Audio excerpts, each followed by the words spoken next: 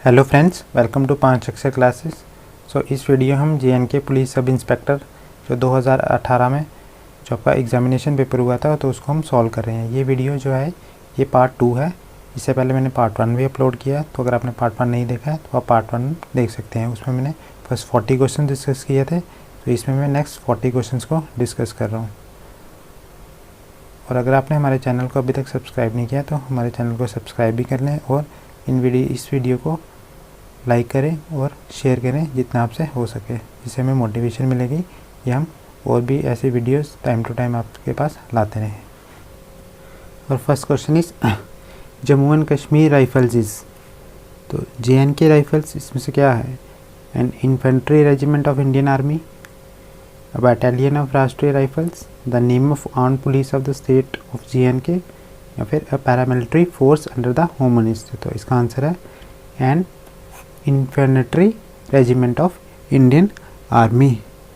ठीक है, तो इसको जो आपकी जैक राइफल्स थी ना, इसको बनाया किसने था? महाराजा गुलाब सिंह जी। ठीक है, उन्होंने बनाया था। और इसका जो आपका मोटो है जैक राइफल्स का, वो क्या है? वो है आपका पृष्ठा रन वीरता। That means value in battle is praise वर्दी। ठीक है, और अगर आपको पूछा जाएगा कि वॉर क्राई क्या है, तो वॉर क्राई क्या है इसका? दुर्गे माता की जय। आपको पता है कि जो कैप्टन विक्रम बत्रा जी थे, ठीक है, वो भी जैक राइफल्स का ही पार्ट थे।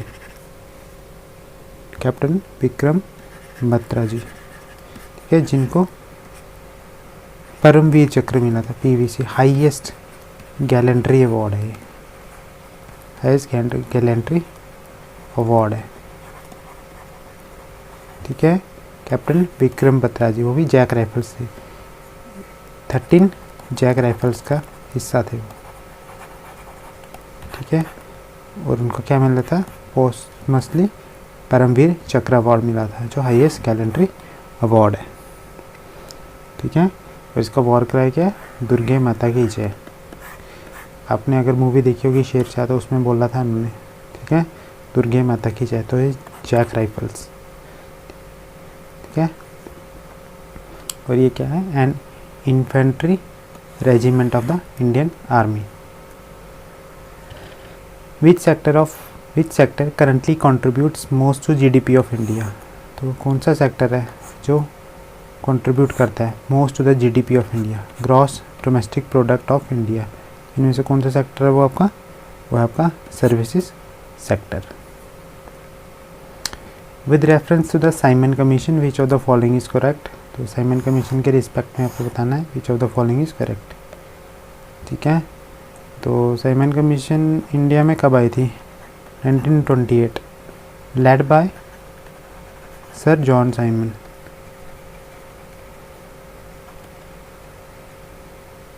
ठीक है, इसके अंदर 7 MPs थे और लीड कौन कर रहा था इसको? सर जॉन साइमन कर रहे थे। ठीक है, अभी कब थी? 1928 में आई थी। और क्यों? एम क्या था इसका? कॉन्स्टिट्यूशनल रिफॉर्म्स लाना, कॉन्स्टिट्यूशनल रिफॉर्म्स। ओके, सो इसका क्या एम था? ठीक है, with reference to what Simon Commission which of the following is correct. तो इसका आंसर है it recommended the replacement of dyarchy with responsible government in the provinces. Dyarchy का क्या मीनिंग होता है? ठीक है, डायरकी का मीनिंग होता है गवर्नमेंट बाय 2 इंडिपेंडेंट अथॉरिटीज़। ठीक है, पहले 2 गवर्नमेंट्स होती थी, तो इसको रिप्लेस किया। It recommended the replacement of dyarchy with responsible government in the provinces. ठीक है, तो साइमन कमीशन, इसका आंसर है 43 का ए।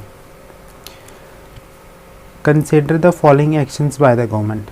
Okay, cutting the taxes, increase the government spending and abolishing the subsidies. तो during the time of economic recession, recession क्या होता है? इकोनॉमिक रिसेशन, इकोनॉमिक रिसेशन होता है आर्थिक मंदी आ जाती है जब, ठीक है, आर्थिक मंदी, ठीक है। Which of the following above actions can be considered as part of physical stimulus package. ठीक है, फिजिकल स्टिमुलस पैकेज, तो इसमें क्या रहेगा आपका? ठीक है, फिजिकल का क्या मीनिंग होता है? फिजिकल स्टिमुलस जो आपका पैकेज है, ठीक है, इस इनमें से क्या सपोर्ट करेगा इसको? तो cutting the taxes, yes it will support. क्यों? क्योंकि अगर टैक्सेस कम होंगे तो क्या आगे जो पीपल है वो ज़्यादा स्पेंड कर पाएंगे ना, उनके पास ज़्यादा पैसा होगा। Increase the government spending, yes it will also work. क्यों? क्योंकि जब गवर्नमेंट स्पेंडिंग होगी ज़्यादा, ठीक है, तो क्या होगा इसमें? More money in the market आएगी ना, मार्केट पहले में भी more money in the market आएगी। टैक्स कम होंगे तो मार्केट में ज़्यादा पैसा आएगा, क्योंकि लोगों में ज़्यादा पैसा होगा। इंक्रीज द गवर्नमेंट स्पेंडिंग, इसमें कैसे होगा? देखा आपने, more money in the market कैसे आएगी? जैसे गवर्नमेंट क्या आएगी, अनएम्प्लॉयमेंट रेट को कम करने के लिए क्या करेगी? वो अनएम्प्लॉयमेंट रेट को कम करने के लिए क्या करेगी? गवर्नमेंट जॉब्स लाएगी। गवर्नमेंट जॉब्स, लोग जब गवर्नमेंट जॉब को लेंगे, ठीक है, तो इससे क्या होगा? लोगों को पैसा आएगा इंक्रीज, तो लोग क्या करेंगे? ज़्यादा से ज़्यादा क्या करेंगे? अपनी कंजम्पशन को इंक्रीज़ करेंगे ना, ठीक है। तो इन दोनों में से फिजिकल स्टिमुलस पैकेज के लिए क्या है? कटिंग द टैक्सेस, ये भी ठीक है, और इंक्रीज द गवर्नमेंट स्पेंडिंग, ये भी ठीक है। एबॉलिशिंग द सब्सिडीज, ये रहेगा। तो आंसर क्या रहेगा इसका? फर्स्ट एंड सेकंड ओनली, ठीक है, इसका आंसर रहेगा first and second only. Circulatory system is made up of what? तो सर्कुलेटरी सिस्टम जैसे किस चीज़ से बना होता है? वो होता है आपके ब्लड वेसल्स, हार्ट और ब्लड, इनसे में बना होता है। Alps mountain and Himalayas are classical examples of what? तो एल्प्स माउंटेन्स और जो हिमालयाज हैं, ठीक है, ये इसके एग्जांपल है, फोल्डिंग माउंटेन्स की कैटेगरी में आते हैं, तो आपको ये ध्यान रखना है। Ozone layer is part of layer of, इनमें से आपको बताना है, ठीक है। आपको पता है कितनी 4 लेयर्स है ना, बेसिकली 5 लेयर्स हैं। फर्स्ट वन इज, जैसे आपको पता है, ट्रोपोस्फेयर, स्ट्रेटोस्फेयर,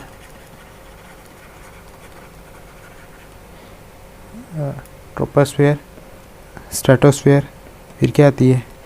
मेसोस्फेयर, फिर थर्मोस्फेयर, और फिर आइनोस्फेयर आती है।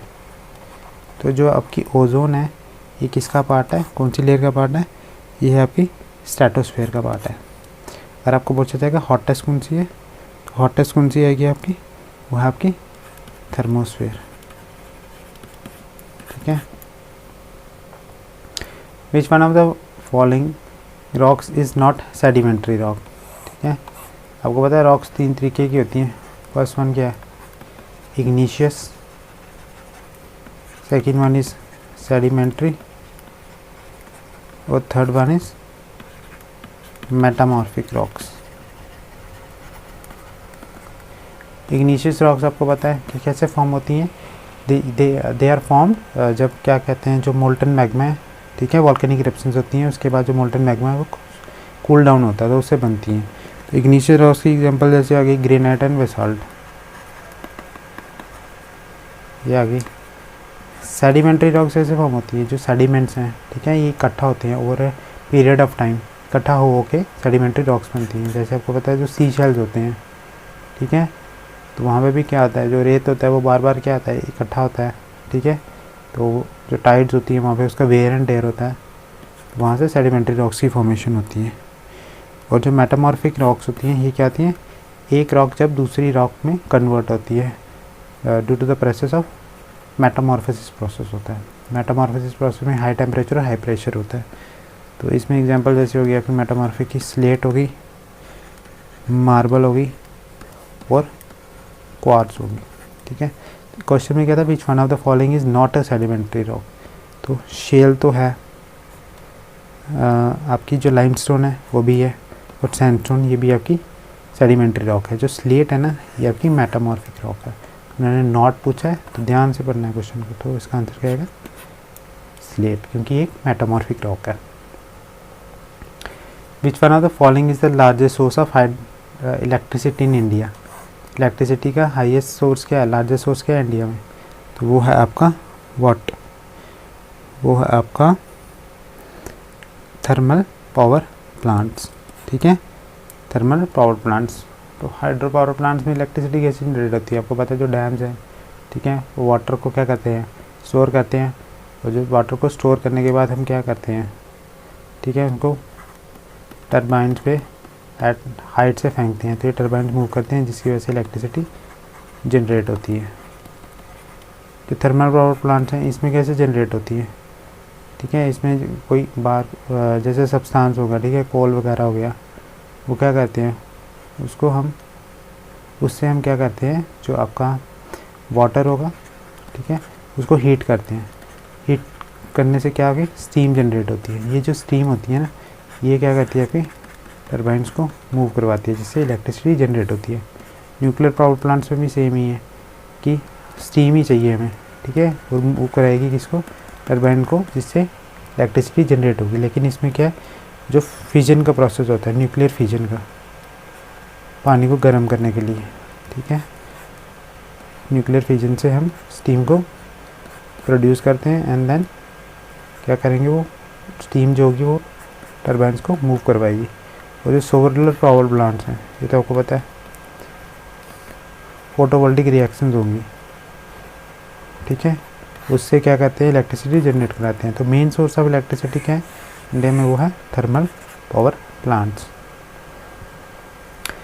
विच among the following was associated with the Hindustan socialist Republic association. तो हिंदुस्तान सोशलिस्ट रिपब्लिक एसोसिएशन में से इनमें से कौन से मेंबर्स थे वो जुड़े थे, तो उनका नाम था चंद्रशेखर आज़ाद जी।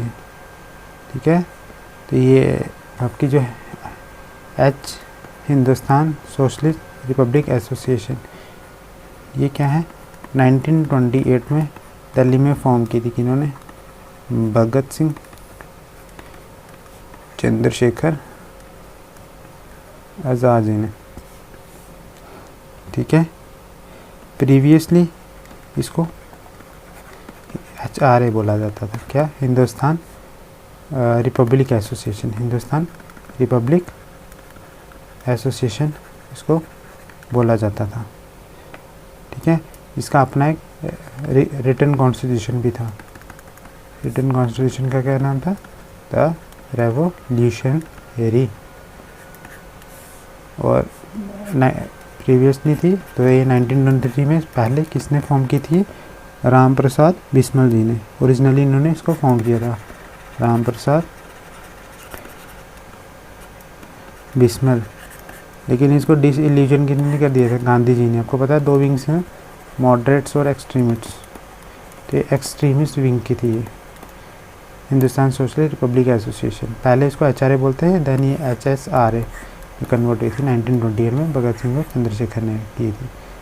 ठीक है, तो पहले जो HRA थी, हिंदुस्तान रिपब्लिक एसोसिएशन, इसका रिटन कॉन्स्टिट्यूशन भी था, रेवोल्यूशनरी के नाम से फाउंड किसने की थी, राम प्रसाद बिस्मिल जी ने 1923 में। लेकिन इसको जब ये फॉर्म हुई थी तभी डिसइल्यूजन कर दिया था महात्मा गांधी जी ने। ठीक है, जो इसके जो भी काम थे वो ठीक नहीं लग रहे थे, तो इसीलिए इसको क्या कर दिया था, डिसइल्यूजन कर दिया था। तो देन इसके बाद 1928 में HSRA की फॉर्मेशन की थी भगत सिंह और चंद्रशेखर ने। तो कौन सा मेंबर एसोसिएट था इसके साथ, वो थे आपके चंद्रशेखर जी।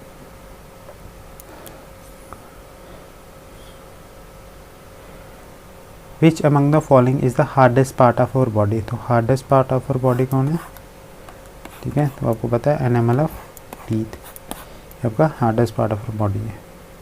The grassland region of North America. Grassland region of North America is known as prairies. ठीक है। The simple biosphere reserve is located in, ये कहाँ पे लोकेट है? ये आपकी है उड़ीसा में। विच of the following does not have allotrope, तो एलोट्रोप क्या होते हैं? दो या दो से ज़्यादा किसी एक एलिमेंट की फॉर्म जब होती हैं तो उसको एलोट्रोप्स कहते हैं। ऑक्सीजन की तो है आपको पता है, जैसे O2 एंड O3 है, O2 एंड O3। सल्फ़र की भी आपको पता है, अल्फ़ा सल्फ़र और बीटा सल्फ़र। नाइट्रोजन का नहीं पता, कार्बन की तो पता है आपको, बहुत सारी हैं, डायमंड होगी, जैसे ग्रेफाइट होगी, सभी के एलोट्रोपिक फॉर्म्स है। लेकिन डज नॉट हैव, तो वो कौन है? नाइट्रोजन, इसकी नहीं है। कंसीडर द फॉलोइंग स्टेटमेंट्स, आपको स्टेटमेंट्स को कंसीडर करना। देखो स्टेटमेंट बेस्ड क्वेश्चन आया है तो इनको ध्यान से करना है। Diamond is hard and graphite is soft, yes it is okay, ये ठीक है। Diamond is soft and graphite is hard, no. Diamond is a bad conductor of and graphite is a good conductor, yes ये भी ठीक है, पता है। और diamond is good conductor and graphite is bad conductor में, इसका आंसर क्या आएगा? First and third. Which of the following above is correct, तो करेक्ट फर्स्ट एंड थर्ड है। Which of the following statements about thermal conductivity is correct, ठीक है। Thermal conductivity के बारे में बताना है, तो क्या है? स्टील, वाटर, वुड, नो ये नहीं रहेगा। स्टील, वाटर, वुड, यस क्योंकि ये बताइए सॉलिड है, लिक्विड है, ठीक है। और वुड तो आपको बताइए क्या है? बैड कंडक्टर है, तो इसका करेक्ट ऑप्शन है steel, water and wood. A body weighs 10 kgs on the equator, at the poles it is likely to weigh, ठीक है। तो अगर मैं ये अर्थ को कंसिडर करता हूँ, ठीक है, ये इसका सेंटर आ गया अगर, ठीक है। हमेशा ध्यान रखना जो इक्वेटोरियल डिस्टेंस है ना, इक्वेटर सेंटर से इक्वेटर का डिस्टेंस यहाँ पे, तो इक्वेटर पे वो ज़्यादा है, ठीक है, as compare to the poles. Poles का जो डिस्टेंस है वो क्या है? कम है। तो मैं R1 और R2 ले लूँ, तो जो R2 डिस्टेंस है ना वो R1 से ज़्यादा है। आपको पता है जो वेट होता है वो क्या होता है? मास इनटू ग्रेविटी होता है ना, ठीक है। तो ग्रेविटी डिपेंड करती है कितने डिस्टेंस से है वो, ठीक है, कितने डिस्टेंस से है, डिस्टेंस है उसका सेंटर ऑफ द अर्थ से। तो जितना ज़्यादा डिस्टेंस होगा ना उसका, तो उतनी ग्रेविटी कम हो जाती है। तो आपको पता है इक्वेटोरियल डिस्टेंस ज़्यादा है, ठीक है, और जो पोलर डिस्टेंस है वो कम है। अगर पोलर डिस्टेंस कम होगा ना तो क्या करेगा? जो ग्रेविटी का इफेक्ट है वो पोल्स पे ज़्यादा लगेगा। तो a body weighs 10 kgs on the equator, at the poles it is likely to weigh more than 10 kgs, ठीक है। वो मैंने बता दिया आपको, क्योंकि सिंस जो पोलर डिस्टेंस है वो लेस है as compare to equatorial distance, तो जो ग्रेविटी का इफेक्ट है वो पोल्स पे ज़्यादा होगा, इसलिए जो पोल्स पे क्या होगा? मोर देन 10 kgs आएगा। Which of the following monuments was formerly known as, ठीक है, which of the following monuments was formerly known as all India war memorial, ये आप बता देना, क्वेश्चन में लिखा नहीं। ऑल इंडिया वॉर मेमोरियल, इनमें से कौन सा है जो ऑल इंडिया वॉर मेमोरियल बोला जाता था? तो कौन था वो? इंडिया गेट, ठीक है, इंडिया गेट। तो ऑल इंडिया वॉर मेमोरियल अब बोला जाता है, पहले इसको इंडिया गेट बोला जाता था। डिज़ाइन किसने किया था? सर एडविन ल्यूटिन्स, ठीक है। और इसमें क्या है? Memory of British Indian army soldiers, ठीक है, जो वर्ल्ड वॉर 1 में डाई हो गए थे और थर्ड एंग्लो अफगान वॉर में डाई हो गए थे, तो उनकी याद में ये बनाया गया, उनके नाम वहाँ पे हैं। Which are the following statement regarding the preamble of the constitution is are correct, ठीक है। तो कौन सी करेक्ट है अब बताएं, देखना। The preamble is an integral part of the constitution, yes ये ठीक है बिल्कुल। The preamble is an integral part of the constitution, ये तो है।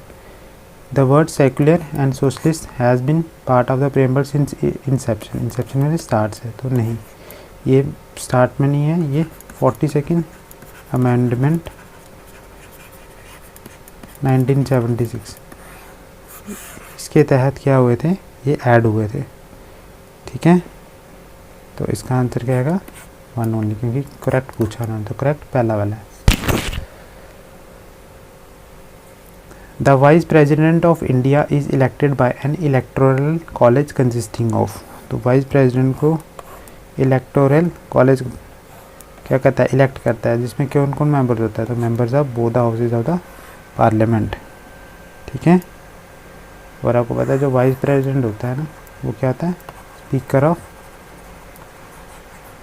राज्यसभा, राज्यसभा का स्पीकर होता है। Navroz is a festival celebrated in India by the, तो कौन सेलिब्रेट करता है, पारसीज। ठीक है, और ये क्या करता है, beginning of Parsi new year Iranian calendar, इनका बिगनिंग ऑफ होता है। ठीक है, पारसी न्यू कैलेंडर जो होता है। Of which significant event of the freedom struggle was 100th anniversary recently, ठीक है, कोमेमोरेटेड। ठीक है, तो 2018 के पेपर आए थे, 2018 में कौन सी ऐसी मूवमेंट थी, ठीक है, जिसने 100th एनिवर्सरी हुई थी, वो कौन सी थी आपकी, वो थी चंपारण सत्याग्रह। ठीक है, कब हुई थी, 1917। लैड किसने किया था, गांधी जी ने। इसे फर्स्ट सत्याग्रह भी बोला जाता है, फर्स्ट सत्याग्रह मूवमेंट जो लेड बाय गांधी जी थी, first Satyagraha movement led by Gandhi ji. ठीक है, सत्याग्रह का मीनिंग होता है, पता है, नॉन वायलेंट। ठीक है, नॉन वायलेंस, तो फाइटिंग विद पीस। ठीक है, अनशन कहते हैं जिसे। और चंपारण सत्याग्रह ये कौन सा था, बिहार डिस्ट्रिक्ट में हुआ, बिहार डिस्ट्रिक्ट ये पड़ता है। और ये क्यों किया था गांधी जी ने, क्योंकि क्या अपोज कर रहे थे, जो फार्मर्स हैं ना उस टाइम पे, उनको फोर्स किया गया था इंडिगो की कल्टीवेशन के लिए बाय यूरोपियन प्लांट। ठीक है, जो फार्मर्स थे उस टाइम पे, उनको इंडिगो की कल्टीवेशन के लिए बोला गया था instead of growing their food crops. ठीक है, अगर फूड क्रॉप नहीं उगाएंगे वो तो फार्मर्स क्या करेंगे, उनकी डेथ हो सकते हैं, मर सकते थे ना वो, तो उनको फोर्सफुली क्या कर रहे थे, इंस्टेड कि वो फूड क्रॉप्स को क्या करें, ग्रो करें, उनको इंडिगो की कल्टीवेशन के लिए वो बोला गया था यूरोपियंस के द्वारा। तो गांधी जी ने इसको अपोज किया था, इस चीज़ को, तो इसलिए उन्होंने ये चंपारण सत्याग्रह किया था। Normally the parliament can legislate on subjects enumerated in the, तो जो हमारी पार्लियामेंट है, ठीक है, पार्लियामेंट के अंदर कौन कौन आता है। ठीक है, पार्लियामेंट के अंदर, पार्लियामेंट कंसिस्ट होता है प्रेसिडेंट से, लोकसभा जिसे क्या बोलते हैं हम, हाउस ऑफ पीपल, और राज्यसभा जिसे क्या बोलते हैं, काउंसिल ऑफ स्टेट्स। ठीक है, तो इन पार्लियामेंट इनसे बनती है। तो पार्लियामेंट है किसकी, legislate on which of the subjects, तो वो यूनियन लिस्ट, इन पे ही काम करती है। What is the missing number of the series, तो मिसिंग नंबर बताना है इसमें, तो देखना कॉम्बिनेशन क्या है, 7, देन कुछ नहीं है, 21, 31, 43। ठीक है, तो अगर हम देखें इसमें गैप कितना है, प्लस साइन है ना, इधर गैप कितना है, 12 का। अगर हम इसमें 8 ऐड करें, ठीक है, नहीं 8 नहीं, यहाँ पे हम अगर हम 6 ऐड करें, अगर 6 करें तो इतना कि यहाँ कितना आता है, 7 + 6 13, तो 13 में अगर 8 ऐड करें तो कितना आ जाता है, 21 आ जाता है ना। हमारा आंसर क्या रहेगा, 13।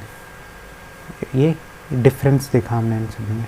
ठीक है, 7 में 6 ऐड किया 13, 13 में 8 ऐड किया 21, 21 में 10 किया 31, 31 में 12 ऐड किया 40। हमारी ये सीक्वेंस कंप्लीट हो रही है। An automobile owner reduced his fuel consumption when the price went up. The price consumption relation is as follows। ठीक है, तो वो दी हुई है आपको।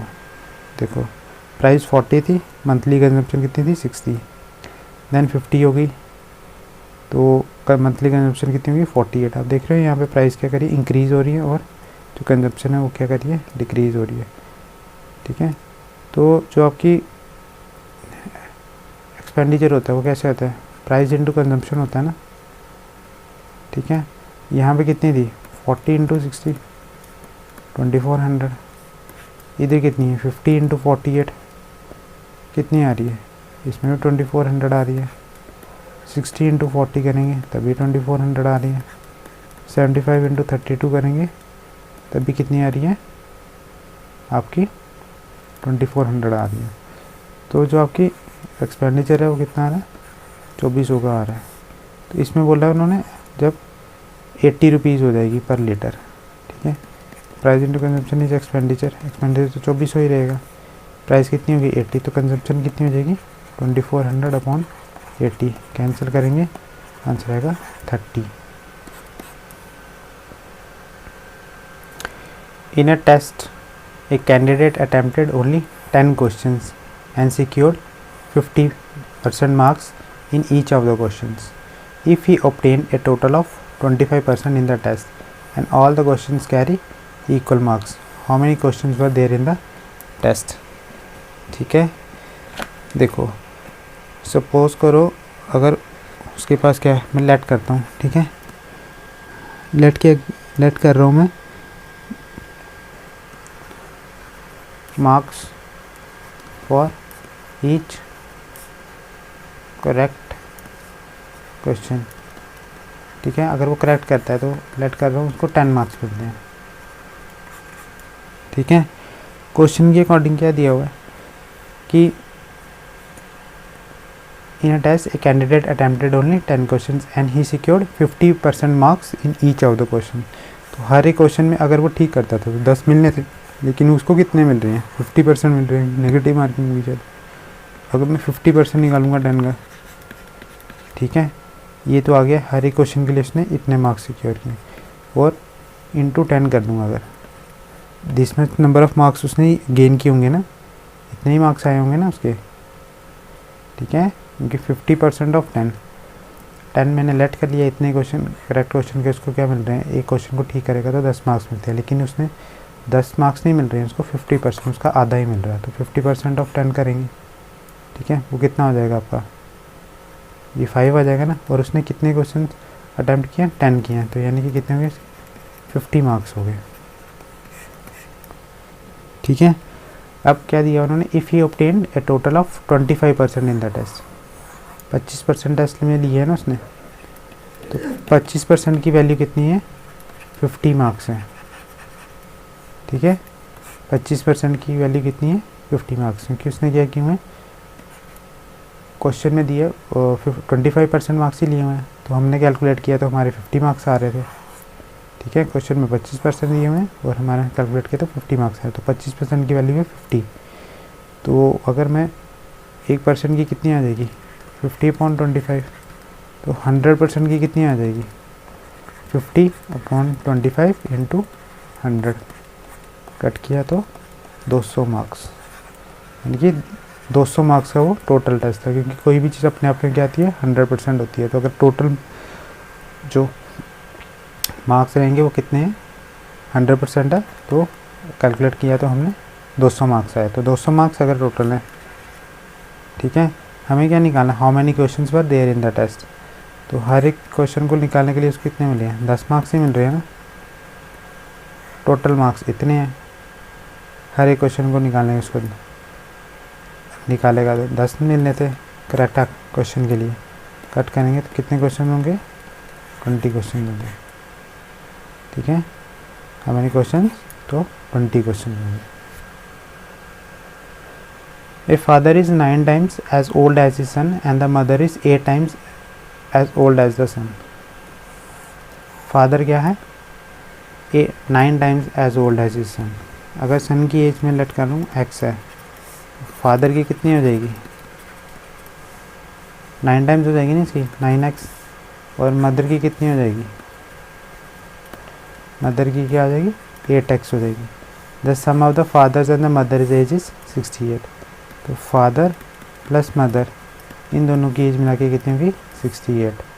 हमें क्या निकालनी है, एज ऑफ सन। ऐड करेंगे 68 आया, x की वैल्यू कितनी है, 68/17, 7 1 जा 7 4 जा, तो 4 ईयर्स इसका आंसर आएगा। Each of A B C and D has 100 rupees. ठीक है, A pays 20 to B, who pays rupees 10 to C, who gets 30 from D. In this context which of the following statements are correct. सबके पास starting में कितने हैं, ए B सी और D.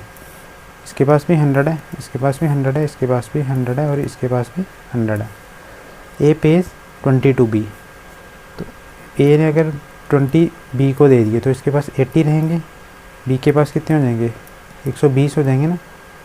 Then who pays rupees 10 to C, who pays 10 to C, कौन, B ने इसको 10 दिए, इसके पास कितने हो गए, 110 हो गए।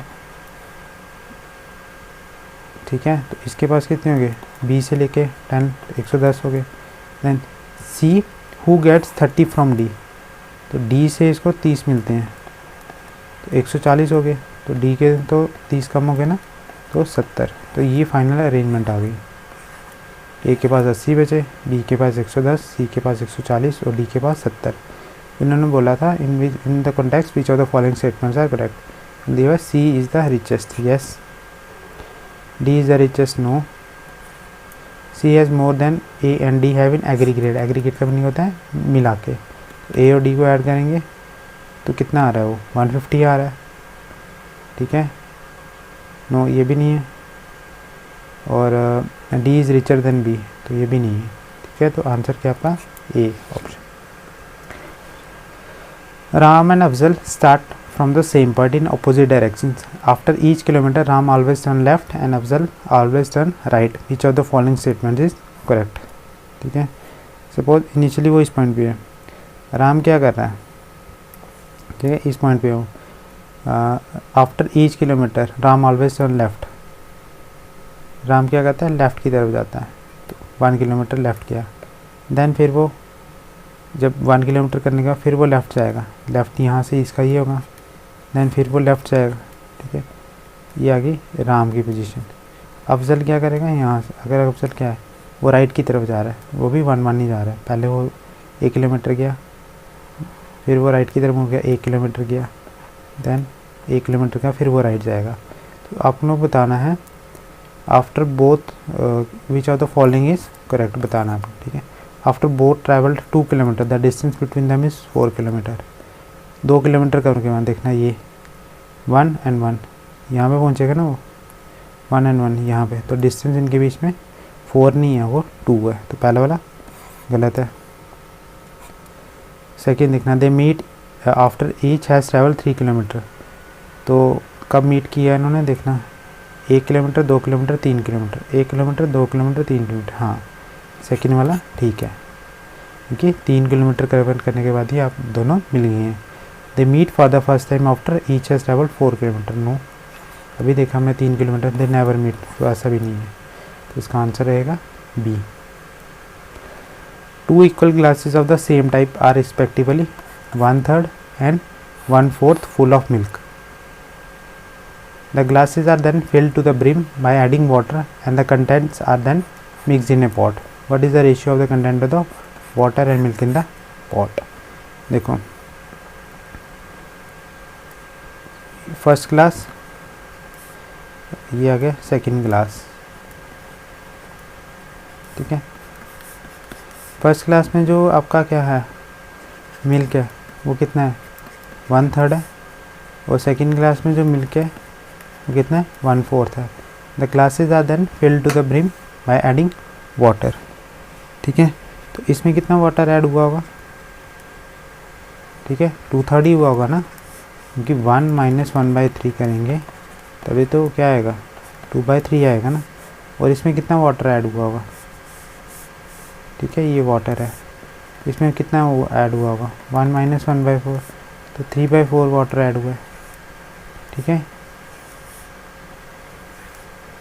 पहले वाले गिलास में मिल्क 1/3 था, वाटर कितना जितना भी बचा कितना था, 1 माइनस 1/3 होगा ना, 2/3 आएगा, और इतना वाटर ऐड होगा। और दूसरे वाले गिलास में 1/4 था मिल्क, तो वाटर कितना होगा, 1 माइनस 1/4, तो कितना आ गया, 3/4 वाटर था। अब इनको क्या किया इन्होंने, मिक्स किया है। देखना जब भी मिक्स करते हैं ना तो मिल्क में मिल्क ऐड होता है, ठीक है, मिल्क में मिल्क ऐड होगा और वाटर में वाटर ऐड होगा, ठीक है। इन दोनों को जब भी मिक्स करेंगे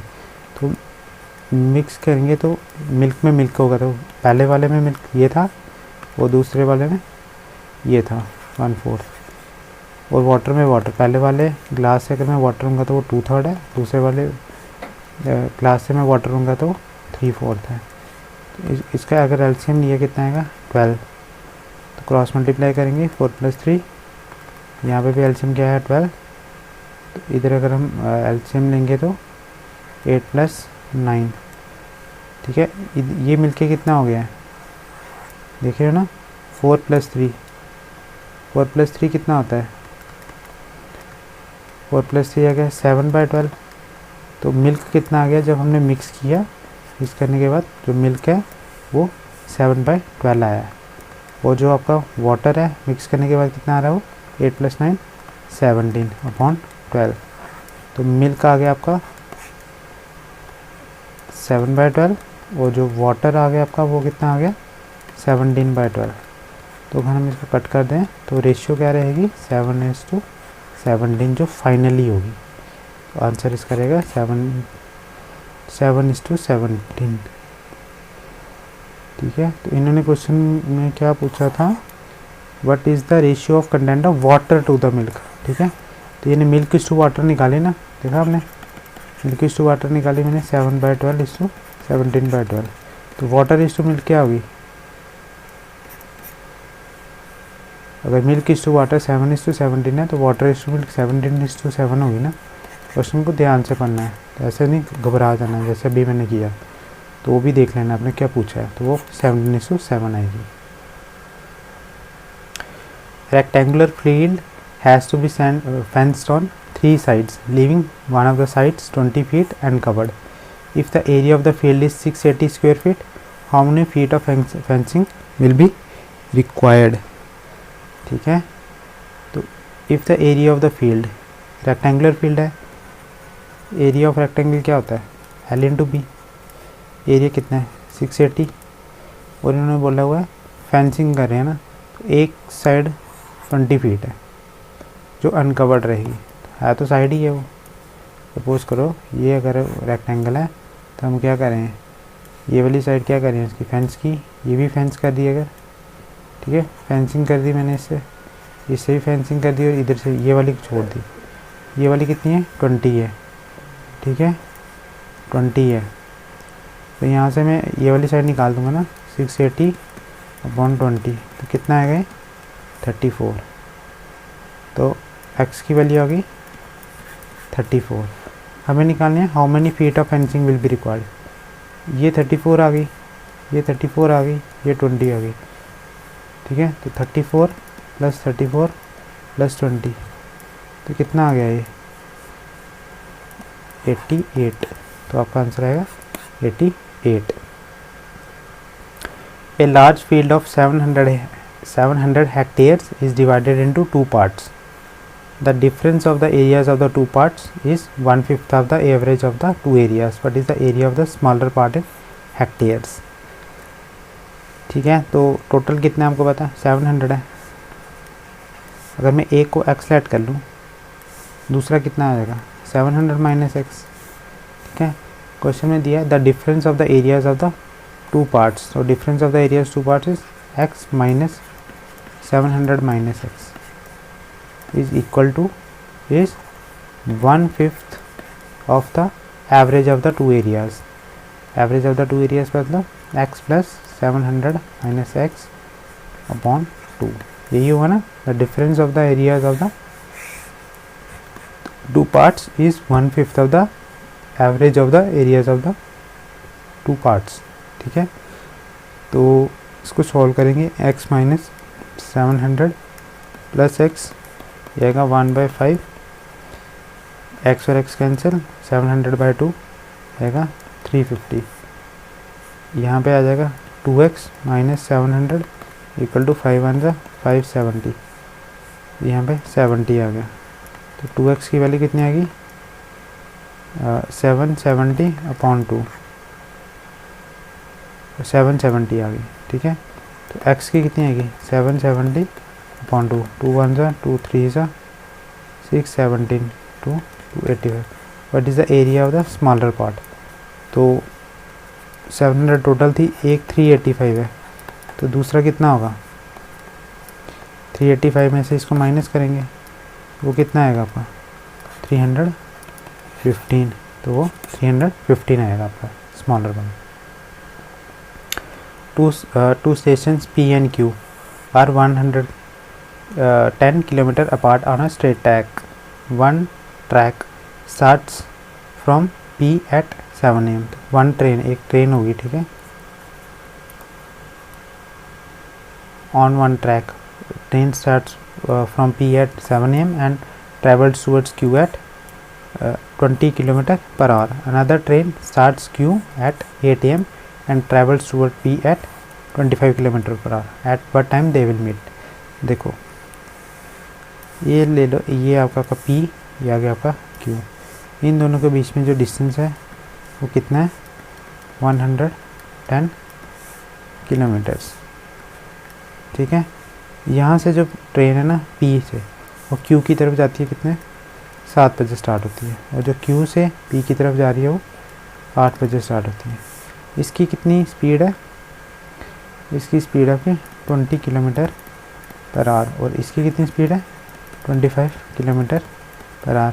हमें बताना at what time they will meet. ठीक है, टोटल 110 है। देखो ये 7 बजे स्टार्ट है, अगर देखो ये 20 × 3 करेंगे, ये कितना आ गया 60 आ गया ना, और 25 × 2 करेंगे, ये कितना आ गया 50 आ गया। जब इसने 60 किलोमीटर कवर किया होगा ना, ठीक है, तो इस वाली ट्रेन ने कितना कवर किया होगा 50 किलोमीटर कवर किया होगा। ठीक है, तो 60 + 50 कितना हो गया 110 हो गया ना। तो अगर ये 7 बजे स्टार्ट हो रही है, 3 घंटे बाद ये 10 बजे यहाँ पहुँचेगी ना, तो ये 2 घंटे बाद 10 बजे यहाँ पर पहुँचेगी। तो इधर से 60 कवर होगा, इधर से 50 कवर होगा, तो 10 बजे मीट कर जाएंगी train. Rahul went to a shop and brought things worth ₹25, out of which 30 paisa went on sales tax on taxable purchases. If the tax rate was 6%, then what was the total amount that Rahul paid on the taxable items? ठीक है, ये ध्यान रखना, ये tax on tax वाला question है, जिससे value added tax होता है ना, वो वाला क्वेश्चन है। देखो क्वेश्चन में दिया हुआ है, Rahul went to a shop and brought things worth ₹25, out of which 30 paisa went on sales tax on taxable purchases. ठीक है, तो जो 6% ऑफ टैक्स होगा ना, वो आपका 30 पैसा है, मतलब टैक्स के ऊपर टैक्स लगा हुआ है इसमें। ठीक है, तो 6% ऑफ टैक्स कितना हो जाएगा, तो अगर मुझे टैक्स निकालना होगा तो 6 × टैक्स इक्वल टू 30 पैसा, तो टैक्स निकल जाएगा इधर से मेरा 30 पैसा को मैं 0.3 × 100/6, तो ये आएगा, अगर मैं 3/10 कर दूं तो ये कितना आ जाएगा ×6, 3 1 जा 3 2 जा 2 1 जा 250 0 0। तो जो मेरा टैक्स था वो कितना था, टैक्स आपका आया ₹5 आया। ठीक है, टैक्स कितना है आपका ₹5 आया। एक्स्ट्रा कितना टैक्स लगाया था हमने, इस टैक्स के ऊपर ये टैक्स एक्स्ट्रा लगा हुआ है 30 पैसा। तो कितना आ गए 0.30। तो what was the amount that Rahul paid for the taxable items, तो टैक्सेबल आइटम्स के लिए कितना आएगा 5.30 रुपीज़। ठीक है, इसका आएगा 5.3। ये टैक्स ऑन टैक्स क्वेश्चन है, ध्यान से करना है। A fruit seller had some oranges, he sells 40% oranges and still has 420 oranges, how many oranges he had originally. तो ओरिजिनली कितने रहेंगे, देखो एक ही चीज़ है ना। देखो अगर 40% ऑरेंजेस उसने सेल कर दिए हैं, ठीक है, अगर टोटल ऑरेंजेस 100% है, कोई भी चीज़ अपने आप में 100 होती है ना, तो अगर उसने 40% क्या कर दिए हैं, सेल कर दिए हैं ना, तो उसके बाद लेफ़्ट कितने होंगे, जो बचे होंगे वो 60% ही होंगे ना। ठीक है, तो 60% की वैल्यू कितनी है, बट उसके पास कितने ऑरेंजेस थे 420 ऑरेंजेस थे, तो 60% की वैल्यू 420, 1% की वैल्यू कितनी आएगी 420/60, तो 100% की कितनी वैल्यू होगी 420/60 इंटू 100, 6 1 जा 6 70, this will be 700 oranges he had originally. An accurate clock shows 8 o'clock in the morning. Through how many degrees will the hour hand rotate and the clock shows 2 o'clock in the afternoon. तो अगर मैं ये आपके लिए clock बनाऊँ, ठीक है,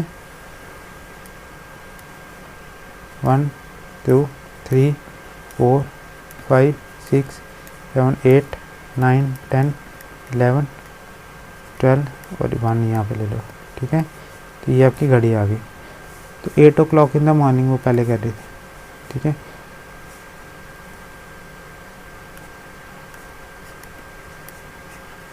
देखो एक क्लॉक में कितने, और अगर ये क्लॉक है, ठीक है, तो ये पूरा जो एक सर्कल होता है वो कितना होता है 360 डिग्रीज़ का होता है ना, ये तो पता है आपको। ठीक है, और एक क्लॉक जब यहाँ से यहाँ चल रही है, अभी ऑर्स में चल रहा है ना, 8 o'clock इन द मॉर्निंग और 2 o'clock इन द मॉर्निंग, तो हर एक 1 आवर में मुझे अगर डिग्रीज़ में निकालना होगा, एक घंटे में वो कितने डिग्रीज़ कवर करती है, तो 1 आवर टोटल घंटे कितने होते हैं, अगर एक पूरा चक्कर लगाएगी तो 12 आवर्स होते हैं ना, तो 12 आवर्स में वो 360 डिग्री घूमेगी। एक आवर में कितना घूमेगी वो 360/12। ठीक है, तो वो कितना आ गया 30। हमें कितना बताना है 8 से 2 बजे तक। 8 से 2 कितना होगा, 8 से 9 1 घंटा, 2 3 4 5 6, 8 से 2 कितने हो जाएंगे 6 आवर्स हो जाएंगे। तो 6 आवर्स में कितना करेगी, एक घंटे में 30 डिग्री करेगी, तो 6 आवर्स में कितना करेगी 180 डिग्रीज। इसका आंसर आ गया। The average of 20 non zero numbers is 0 of them, how many of them may be greater than 0 eight the most. तो आपको पता है जो एवरेज होता है वो क्या होता है, सम अपॉन नंबर होता है। एवरेज कितने हैं 0। ठीक है, the average of 20 non zero numbers is 0। तो अगर 20 नॉन ज़ीरो नंबर जैसे ये ले ली A1 A2 A4 so on up to A20, ये इनका सम है, और नंबर्स कितने हैं ये 20 हैं। ठीक है, इधर मल्टीप्लाई करने 0, तो A + A2 A3 A4 plus so on up to A19 plus A20, यही आएंगे ना। तो हाउ मैनी नंबर्स में भी how many of them may be greater than 0 eight the most. Eight the most कितने हो सकते हैं बड़े, अगर मैं इसको यहाँ से शिफ्ट करूँ एक नंबर को, यहाँ पे -A20 हो जाएगा ना, A1 से A2 A3 A4 plus 1 up to A19। At the most 19 numbers क्या हो सकते हैं, पॉजिटिव हो सकते हैं, तब एक नंबर नेगेटिव होगा। ठीक है, उन्होंने बोला eight the most. Eight the most कितने पॉजिटिव हो सकते हैं, ठीक है, पॉजिटिव हो सकते हैं मतलब ग्रेटर देन 0 हो सकते हैं, तो वो 19 है आपका। ठीक है, कि एक शिफ्ट करेंगे तो वो नेगेटिव हो जाएगा, तो मैक्सिमम 19 हो सकते हैं। The angle of elevation of a 5 metre long ladder against a wall is 45 degrees. तो एक लैडर है, ठीक है, leaning against a wall is 45 degree. तो यहाँ से कितना है 45 डिग्री है। ठीक है, and the foot of the ladder is 3 metre away from the wall. तो फुट ऑफ द लैडर है वो जी वॉल है अगर, ठीक है। इधर से इसका डिस्टेंस कितना है 3 मीटर और ये 5 मीटर लॉन्ग लैडर है। आपने बताया the height of wall up to where the ladder is resting against it is, ठीक है। तो कहाँ पे तो ये रेस्ट कर रही है, तो आपको पता है ये निकालने हैं अगर, तो साइन 45 कितना होता है, अगर 45 निकालेंगे 1/2 साइन 45 इस मतलब कि ये आपकी आ जाएगी हाइट अपॉन जो लैडर कितना है 5, तो 1/√2 इक्वल टू h/5, तो h आ जाएगा आपका 5/√2, ठीक है।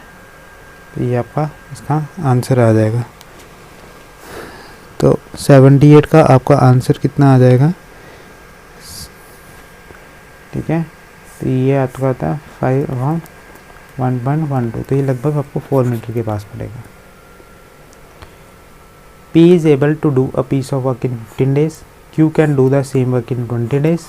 If they work together for 4 days, what is the fraction of work left? ठीक है, P है और Q है। P कितने दिन में करता है 15 डेज में, Q कितने डेज में करता है 20 डेज में, ठीक है। आपको एक फॉर्मूला बताना चाहिए, efficiency into time is work. अब ये 15 डेज में कर रहा है और ये 20 डेज में कर रहा है, ठीक है। अगर मैं इसको एलसीएम मेथड से सॉल्व करूँ, 15 और 20 का एलसीएम क्या होता है 60 होता है ना, तो अगर 60 को 15 से डिवाइड करूँगा तो इसकी एफिशिएंसी कितनी आ जाएगी 4, 60 को 20 से डिवाइड करूँगा तो इसकी एफिशिएंसी कितनी आ जाएगी 3, ठीक है। क्योंकि आपको पता है जो एफिशिएंसी इनटू टाइम क्या हो जाता है, वर्क हो जाता है। वर्क हमारा 60 था, तो पी की एफिशिएंसी निकालनी होगी तो 15, तो पी की एफिशिएंसी कितनी आएगी 60/15, वो आएगी 4। ऐसे ही मैंने क्यू की एफिशिएंसी भी निकाली है। क्यू की एफिशिएंसी कैसे निकलेगी, वर्क तो सेम ही है ना, सेम ही काम कर रहे हैं, तो 60 यूनिट्स वर्क को कर रहे हैं, ठीक है। तो क्यू की एफिशिएंसी आएगी 60/20, ये 3 आ गई, ठीक है।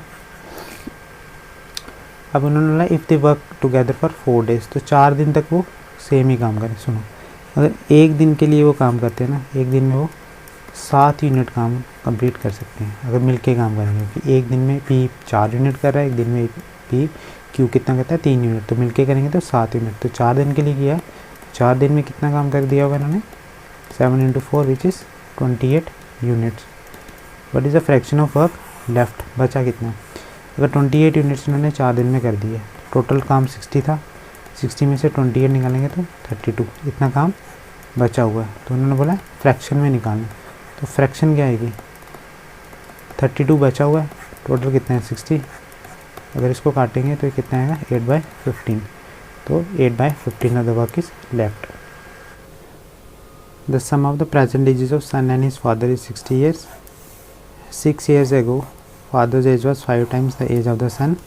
After 6 years, what will be the son's age? ठीक है, 3 तरीके की एजेस होती हैं, पास्ट, प्रेजेंट और फ्यूचर।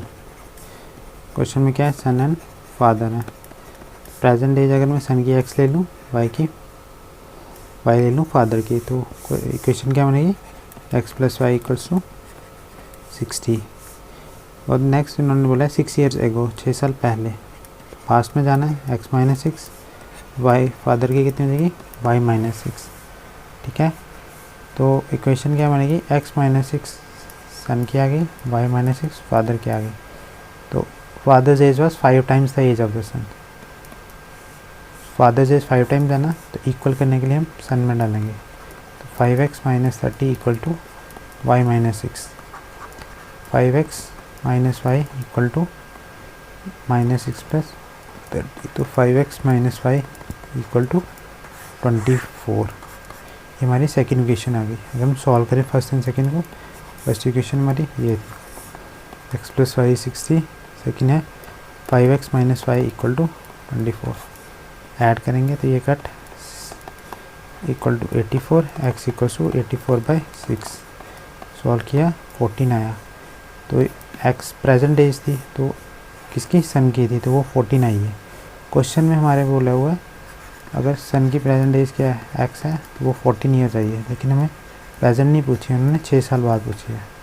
तो 6 साल बाद कितनी हो जाएगी, 20 ईयर्स हो जाएगी ना। 14 में 6 ऐड करेंगे तो ये 20 आएगा। So this was the last question of our this part. मैंने इससे पहले पार्ट 1 भी अपलोड किया, अगर आपने पार्ट 1 नहीं देखा तो पार्ट 1 भी आप देख सकते हो और पार्ट 2 भी देखें, इसके बाद पार्ट 3 भी आएगा। सो एक चीज़ मैं आपको ये बोलना चाहूँगा कि अगर आपको ये वीडियो अच्छी लगती है तो इस वीडियो को लाइक करो और शेयर करो जितना आपसे हो सके, जिससे मुझे मोटिवेशन मिले कि मैं और भी ऐसे पार्ट 3 भी लाऊँ और भी प्रैक्टिस सेट्स आपके लिए लाते रहूँ। और ऑल्सो अगर आपने इस चैनल को सब्सक्राइब नहीं किया तो सब्सक्राइब ज़रूर करें और अपने दोस्तों से भी कहें कि इस चैनल को सब्सक्राइब कर लो, ठीक है। इससे हमें मोटिवेशन मिलेगी कि हम और भी अच्छी वीडियोज़ ऐसे ही आपको लाते रहें, टाइम टू टाइम लाते रहें आपके लिए। Thank you so much.